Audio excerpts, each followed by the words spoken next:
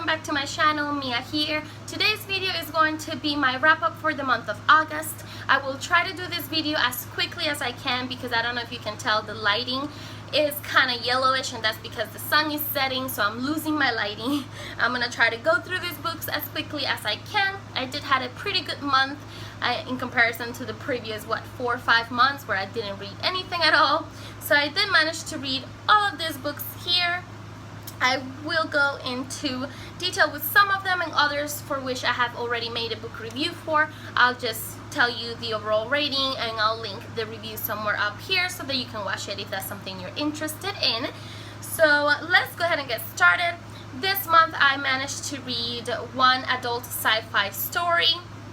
I also read one graphic novel. I picked up 2 poetry collections, 1 young adult historical fiction, and 1 adult psychological thriller / horror kind of book. I also did really good when it comes to how much I enjoyed the majority of these books. Most of these books were 4 stars with just a couple of exceptions, so it was an overall very successful reading month. Now, the first book that I'll talk to you about is The Human Division by John Scalzi. This is the 5th book in the All Men's War series. I can't tell you too much about this particular book because I'll spoil some things for you from the previous books, but pretty much the story follows, well, it's a very complex story, but the story begins with this army that recruits elder men or women from Earth, and then they are somehow modified so that they can fight a war in space where they represent the humans amongst all the other alien races out there. Now, once these people leave Earth, they're not allowed to ever return, so the humans on Earth are not aware of what really happens out in space and all the things that are going on out there. Very, very interesting. John Scalzi is a master at making very intriguing plots and very detailed envisioning of what is going on in the story. Love the characters. I mean, I really have no complaints about this series.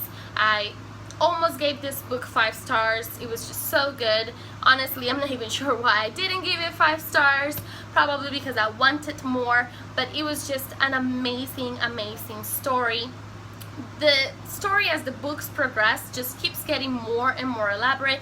He's got pretty much complete different alien races with their own language, their own traditions, their own way of life. I mean, it's very, very interesting, and there's so much political drama and backstabbing and so many confrontations and war. I mean, it's just fantastic. So if you have not picked up this series, I don't know what you're doing. You should definitely pick it up because it's worth reading, whether you're a fan of sci-fi or you're not. Then I picked up this small graphic novel. This is actually volume 3 in the series, and this is Amulet by Kazu Kibuishi, and this particular volume is The Cloud Searchers. And this story pretty much follows a brother, a sister, and their mom, whom ended up losing the father in the family, and they had to move due to their finances into this mansion or house that belonged to, I believe, the mother's uncle or their great uncle, something like that. And in this house, the daughter ended up finding this amulet, and that amulet ended up taking her to another dimension, another world, where her great uncle, or I forgot what he was, but I believe it was her great uncle, he used to pretty much protect the amulet, and he was part of that world. So now that task has been passed along to her, and she is the heir of that amulet and all the responsibilities that it brings. It's a really, really enjoyable graphic novel. I love the art style, which is just beautiful and fun, and the plot is very elaborate for a graphic novel, I think. So I really enjoy it so far. It's changed a lot, and a lot of things are happening. There's magic in this world, and there's all kinds of different creatures because a lot of the people in this world have been cursed, and now they are in the shape of animals. It's just so much fun to read. I really enjoyed it and gave it 4 out of 5 stars. Then I picked up Dirty Pretty Things by Michael Faudet, and Michael Faudet he is the husband of Lang Leaf. I love Langsleeve's poetry. It's really simple and cute, and I don't know, I just really enjoy reading her poetry. So I had very high expectations for his poetry. I thought it would be similar, but it really wasn't. Some poems were similar in the style and the way they read, but I was not really impressed, honestly, with this poetry collection. I might do a book review in the near future of it where I can better express myself, but I was just very let down. The poems are really dirty, they're very sexual, and I don't have a problem with that in particular. The thing was that it wasn't written well, in my opinion. The same words were just used over and over again, so it didn't really felt very poetic to me. And I just didn't enjoy it. Maybe it's personal taste, but I didn't enjoy it. I gave it 2 out of 5 stars just because there were some poems which I did enjoy, but they were the minority.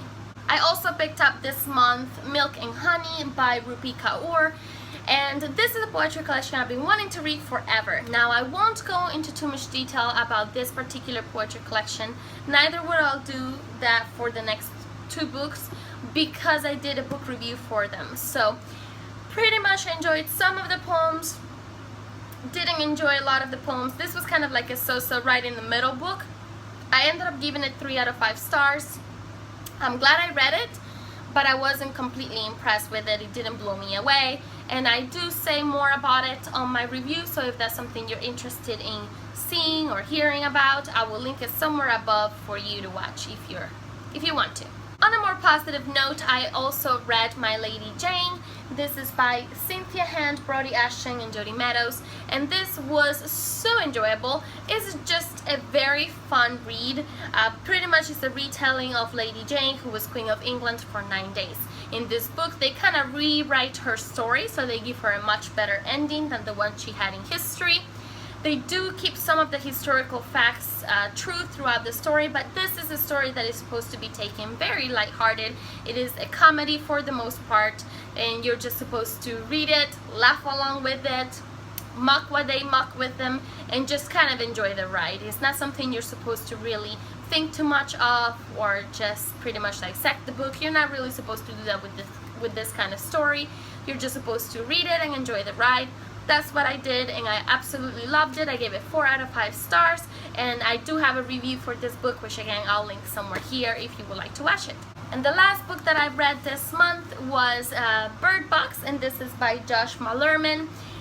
This was a psychological thriller, very enjoyable. It was just so completely different. I say more about it in the review that I recorded, which again I'll have linked somewhere above, but pretty much it follows a woman and the 2 children that are under her care. This world is pretty much a dystopian world where you can't look outside because there is something out there that if you look at, it will make you lose your mind, it will make you kill yourself and possibly hurt others. So you can't look outside, you have to be blindfolded every second you're outside, and you have to rely pretty much on your other senses. So most people in this world, or those who are left, lived secluded into buildings or homes or some kind of structure where they don't see any daylight or nothing from the outdoors. They only go out when it's absolutely necessary, and like I said, they blindfold themselves. So pretty much this woman takes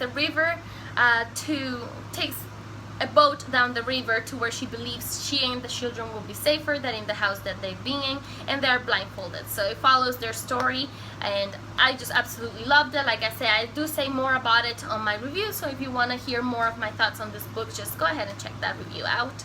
I gave this book 4 out of 5 stars as well.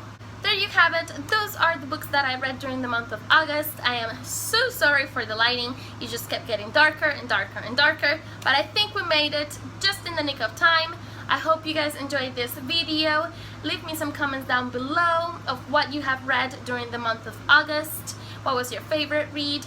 I can't really choose a favorite. It's really hard, but if I had to, it would be really close, but I think it will have to be The Human Division by John Scalzi. I just really, really loved that world and the experience of reading that story. So, alright, I hope to see you guys very soon in another video. Take care, till next time. Bye-bye.